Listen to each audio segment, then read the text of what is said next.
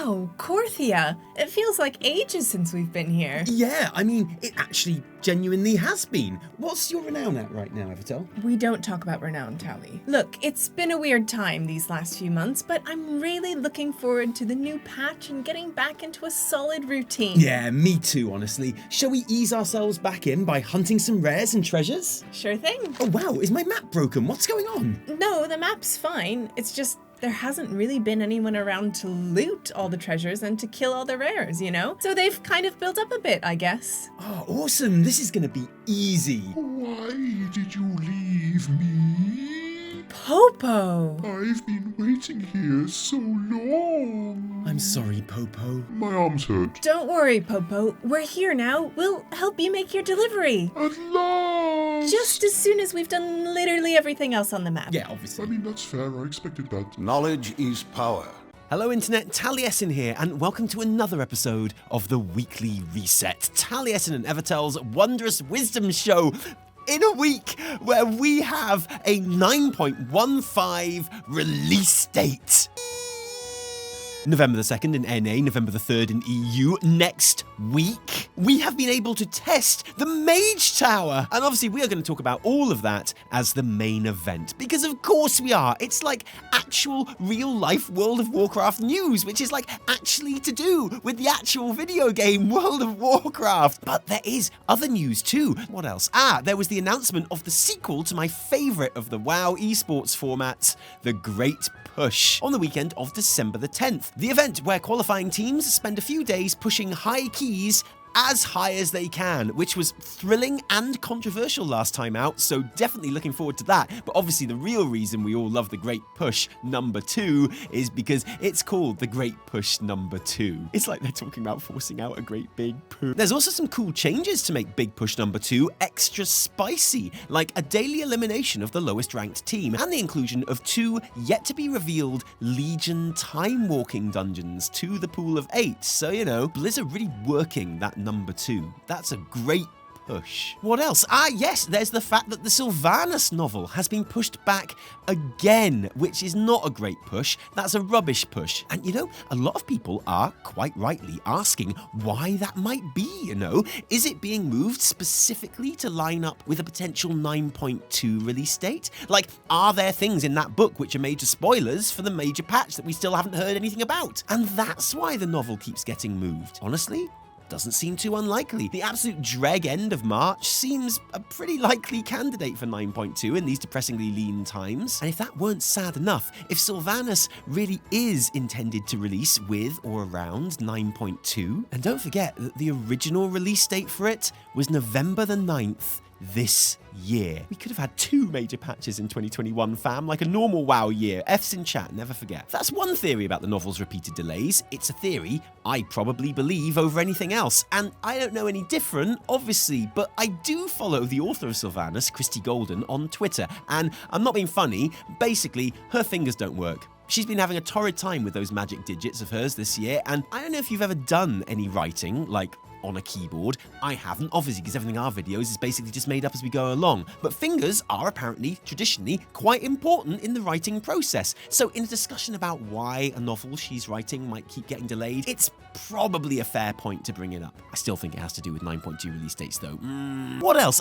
Yes, there's WoW Classic Fresh servers, and even better, the Season of Mastery, which, okay, I'm sorry, no changes hashtag. We had a good run, sort of, but it seems silly to even pretend that anyone gives a shit about you anymore. Nobody likes you, no changes hashtag, because the Season of Mastery is basically an in-game enabled Iron Man mode, where if you choose to start it, you will receive the Soul of Iron buff, which shows everyone that you have never known defeat and allows a unique statue emote. If you die while taking part in the Season of Mastery, you get the permanent Tarnished Soul debuff, which reduces all of your stats by 1%. It's just a really cool thing to have in the game, especially when combined with a lot of the other other quality of life improvements on those fresh realms, like increased XP gains and get out of here #no changes and don't come back. And now, finally, we can talk about 9.1.5. Only joking. Don't forget that Activision Blizzard King, but also just Blizzard, are an absolute shithole company full of harassing douche knobs, something you won't be able to forget if you follow even the slightest IRL gaming news, because they continue to be the absolute worst. This week, Chief Compliance Officer Francis Townsend wrote an open letter to staff, and if that name rings a bell, it should, because when the California harassment and discrimination case was first made public, Francis is the one that said that torture is okay. Oh, no, sorry, my apologies, Francis. It was another time you said torture was okay, when you worked for the government. No, you said harassment allegations were distorted and untrue, citing the ironclad evidence that she, Francis Townsend, would never join a company where discrimination and harassment went down, and since she did join the company, that must mean the allegations were, and I quote, untrue. Which is why it's a bit weird that this open letter, which comes just before an earnings call, tells employees that it's important to me that you know how seriously I take this. Which is confusing because she said the allegations were untrue. Anyway, she says how 20 members of staff have been fired, with 20 more under investigation about the allegations. So actually, apparently, she does believe the allegations now, which is weird as well, because I'm pretty sure she said she would never work for a company where allegations like this were true. So if she now thinks that they are true, why are you still working for the company, Fran? And also, if you do believe the allegations now, which good, and if you do take it so seriously, which thank you, then why are you still unsuccessfully trying to get the harassment case thrown out of court? That doesn't sound like you take it very seriously, Fran. There are lots of other words in this letter. The Blizzard employee activist group doesn't seem very happy, since their pretty reasonable and bare minimum demands are still not being met or addressed. And frankly, I don't want to talk about this ever again, but I'm probably going to have to, because Blizzard. Anyway, 9.15 looks good, doesn't it? Look everyone, patch 9.15 with all its new content. Okay, fine, there's no new content. Okay, there's almost new content, but in fairness, just like 9.1 was generally bigger than we have traditionally come to expect from a 0.1 patch, so 9.15 has a lot more going on than we might have expected to normally. There is very much not normal going on with the patch cadence and release schedule of Shadowlands, and it is very much not okay, but taken purely on its own terms, which I know is impossible, 9.15 is very interesting indeed. The big change that you'd have heard about is, for want of a better term, but there isn't really a better term, the pulling of the Ripcord, which sees just about all meaningful restrictions on swapping covenants removed. Once a player has reached 80 renown with any covenant, and if you are up to date, then you did that last week, then you are free to swap between the 4 covenants without cooldown or restriction. Which means, yes, you can spend an evening raiding as Venthyr before swapping to Night Fae for some PvP, and then swap to Necrolords to run a couple of Mythic Plus, before swapping to Kyrian to log out for the night just because it has the best Covenant Sanctum. Will this create a stupid meta where people are porting to Oribos between every raid boss to switch to the most optimum Covenant for the next fight? I hope so. Will this create a daily mission table routine where you have to send out your followers from each Sanctum one by one, with a trip back to Oribos in between each one to swap Covenants? Well, maybe. That meta will exist. Someone will do it. But the point is, each covenant is now open to every character all the time. And yeah, you're gonna have to level up the renown in each one, and pour anima into each one, and upgrade each one, and collect all the transmogs from each one, and actually, general grind and maintenance of the sanctums is opening right up. No need to complete the campaign quests to reach 80 renown. A quest for 20 more redeemed souls per week, and redeemed souls able to be collected from Torghast. Infinitely grindable Torghast for soul cinders and soul ash, leveling through Torghast and Threads of Fate, disenchantable legendaries, returning all of the ashen cinders used to create them, 100% drop rate on legendary recipes, the ability to skip the Maw intro scenario on alts, catalog research catch-up, and account-bound items that allow you to send anima and renown to alts. Terms and conditions apply. There's more general quality of life changes too, often involving older content, like BFA Island expeditions becoming soloable, the Legion Mythic plus Timewalking that we've discussed at length in previous episodes, but which basically, yes, thank you, and some of the most unpopular dungeons being removed from other Timewalking events. There's added customization options to some of the most neglected selected of the allied races, including real-life Alliance High Elf options for Void Elves, new looks for High Mountain Tauren, and Nightborn that now actually genuinely look like the race, the Nightborn, from the video game World of Warcraft. There's new Critter Soul shapes for Night Fae players, which, don't forget, is everyone, because everyone is now a Night Fae player because the Covenants are open. There's a new transmog interface for perving on other people's gear with information on where to get it, and of course, don't forget the class tuning. Hello? Oh shit. Okay, Blizz forgot the class tuning, but there is the removal of the AoE cap on a huge amount of abilities. But Blizz did forget the class tuning, except for a Frost Mage buff, but also no class tuning. Sorry, Warlocks. Sorry, DKs. All of this is good stuff. Stuff that is, like, objectively good to get. Things which will make the game more fun and open and improve it. And I haven't even mentioned everything because there's like shoes for the Trial of Style that cover hooves and troll toes. And PvP changes, which I don't understand at all, and all sorts. And obviously we'll be linking the most useful Wowhead articles in the description below. So if you want to know more about anything we've talked about here, you can. But in the year of the single major patch, which is 2021, there is something missing, isn't there? Aside from the class tuning, I mean, and the sexy paintings. New content. Sure, Legion Mythic Plus is awesome, but it's only open for 2 weeks in December, and then just 3 or 4 weeks a year from then on in. And the same could be said for Mage Tower too. Ah, yes, the Mage Tower. Now, you know how excited we are for the Mage Tower. When I haven't been talking about how much I hate Blizzard and how long we've waited for patches in Shadowlands and women turning into fruit, then Mage Tower is basically all I've talked about recently, and not without good reason. Because when Legion Timewalking rolls around for the first time in December, it brings with it not just those dungeons as part of the Mythic Plus rotation, but also the return of what I have always called the best max level single player content that WoW has ever given us, in my opinion. So yes, of course it's exciting to me that it's coming back for the duration of Legion Timewalking, and of course I was absolutely stoked to jump into Mage Tower testing this week during the brief 24-hour window to see if it was as good as I remembered and have told everyone for the last 4 years, or if it was just another one of those nostalgia things that turned out in the cold light of the present day to be not anywhere near the quality I thought, like Turtles 2, Secret of the Ooze. So I decided to jump right in with my Discipline Priest, mostly because that's the spec I remembered the best from Legion, because at item level 800 or whatever, it took me 96 attempts to beat. The whole thing is kind of seared on my memory at this point. The Timewalking version scales all gear to item level 50 and disables all Shadowlands legendary and Covenant abilities,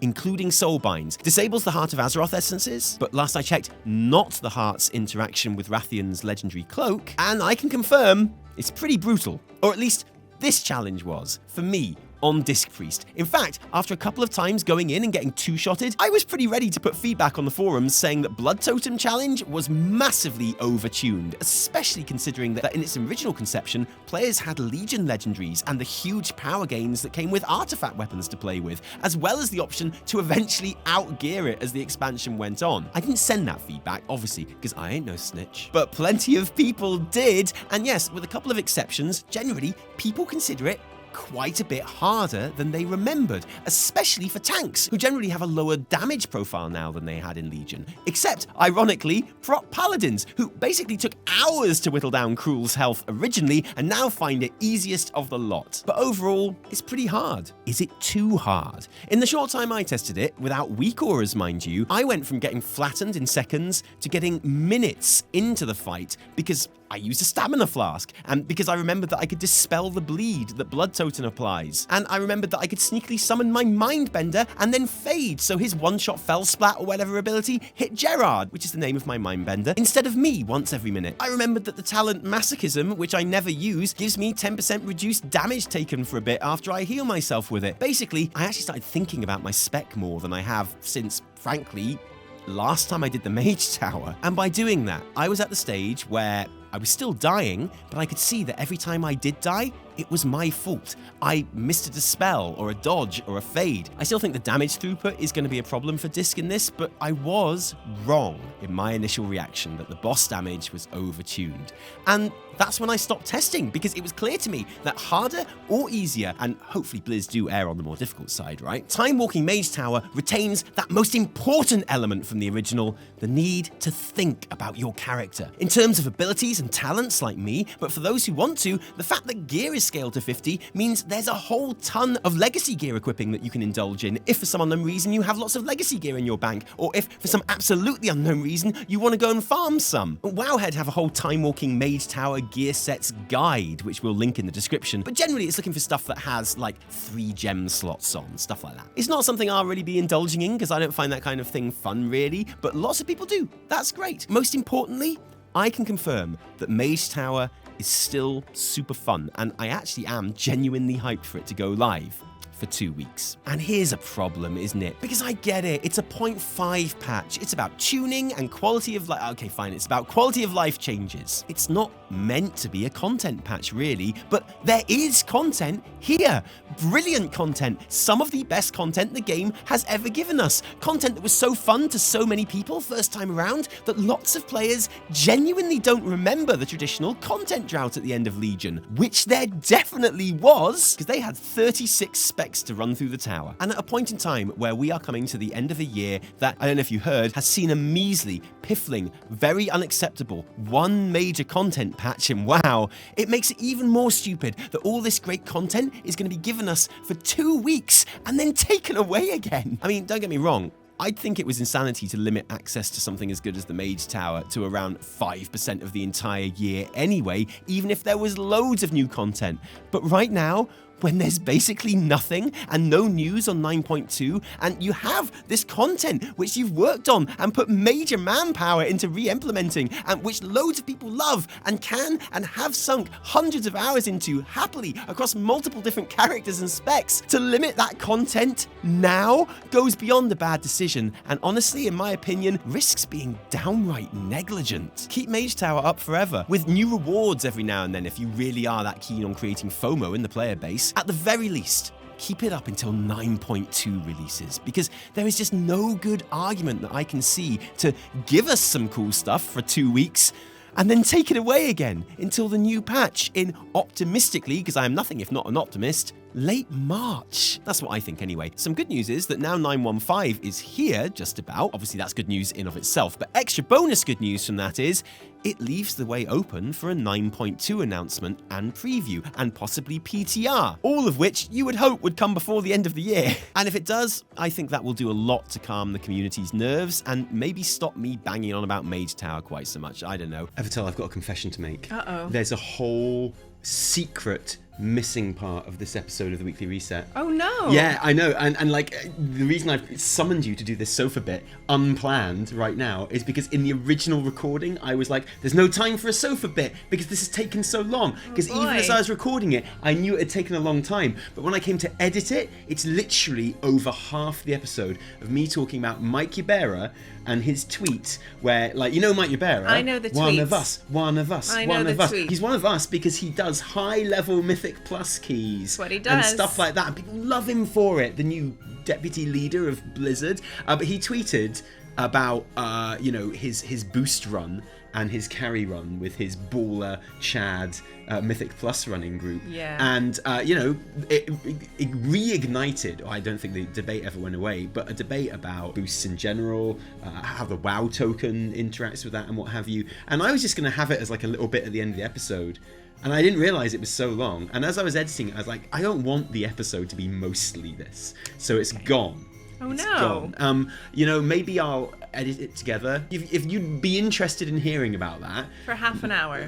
It's not half an hour, it's about 15 minutes. Okay. Say so in the description, and maybe in the next day or two, I'll get that out as like an extra. I'm down. So just in case they do want to hear it, I won't give my opinion, but what's your opinion on the boosts? Honestly, like, it makes some people happy, and it's a way that some people play a video game. Yeah, but don't you think that the existence of the WoW token like complicates that slightly? To be fair, when I first saw the tweet, I went, But is that because of your opinions on the WoW token and boosting, or because you were like, oh, Mikey boy, oh no, you in trouble, Mikey boy, oh It's no, a mix of both. it's gonna go wrong for you today. It was definitely you chose the violence latter. today, Mikey Bearer. Yeah, it was definitely the latter. So I was like, oh, that's bold. That's really bold. But look, honestly, my thoughts on this are quite simple. Like, it is a way that some people engage with the game, and as long as it isn't actively harming other players, I mean, you can make an argument that maybe it is in some way with the token, but... Do you not think there's maybe a slight weirdness about Mikey Bearer being in charge of the store that sells the token? Yes, that is definitely... that people then turn into gold and then give the gold to him to run them through content? Yes, there is that like minor ethical complication there. That's Evitel's opinion, but There you what's go. mine? Who knows? Maybe you don't care. If you do, let us know. So we've had a busy week. Yeah. We've had announcements on stream. Yeah, we have. I guess we should do it here as well. I look like shit because I'm having a baby. That's So- not why you look like... No, sorry, Yeah. hang on. I phrased that wrong. My goodness. You don't look like shit. Oh. You look amazing. Thank You're you. glowing. Yeah, we're having another baby, and it's coming in the new year. So, hooray! Hey. Thanks, patrons, for feeding our children. And also, we've got a special limited edition bit of merch on the merch store. We do. It's not on the merch store. That's the thing. Okay, so it's a limited edition, as in, it'll only be available for a limited time. Yes. Okay, and it's to coincide with me finally getting around to playing Shadowbringers on stream, and it's only available through our website, tande.tv. That's the one. Or Taliesin and Evitel.com. Yeah, Just whatever. Pick one. Yeah, Just pick one. If It'll you're, take if you you're to a the same boomer, place. go to that one. If you're cool, go to tande.tv.